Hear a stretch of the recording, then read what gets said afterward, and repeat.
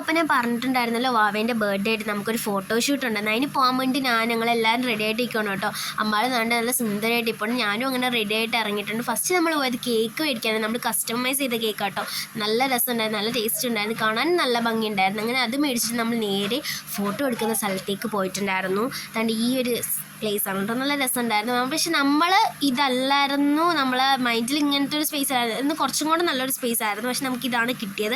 അവിടെ ചെന്ന് നമുക്ക് അല്ലാതെ ചില പരിപാടിയൊക്കെ ഉണ്ടായിരുന്നു, ബലൂൺ പെരിപ്പിക്കൊക്കെ ഉണ്ടായിരുന്നു. അങ്ങനെ ബലൂണൊക്കെ നമ്മൾ പെരിപ്പിച്ച് പിന്നെ കുറച്ച് ലേറ്റ് ആയിട്ടുണ്ടായിരുന്നു. അങ്ങനെ നമ്മൾ ലൈറ്റൊക്കെ വെച്ച് അഡ്ജസ്റ്റ് ചെയ്ത് നല്ല കുറച്ച് ഫോട്ടോസൊക്കെ കിട്ടിയിട്ടുണ്ടായിരുന്നു. ആ ഫോട്ടോസ് വാവിൻ്റെ ഫോട്ടോസൊക്കെ ഞാൻ ഏറ്റവും അവസാനം കൊടുത്തേക്കാം. പിന്നെ അത് കഴിഞ്ഞിട്ട് നമ്മൾ നേരെ ഒന്ന് ഫുഡ് കഴിക്കാൻ പോയി. നല്ല ലേറ്റ് ആയിട്ടാണ് എല്ലാവർക്കും വിശക്കുന്ന. ഫുഡൊക്കെ കഴിച്ചിട്ട് നമ്മൾ നേരെ വീട്ടിൽ പോയി. അപ്പോൾ ഫോട്ടോ ഞാൻ കൊടുത്തേക്കാം. തങ്കപ്പൂവേ ഓം കണ്ണാലത്താ നിന്നെ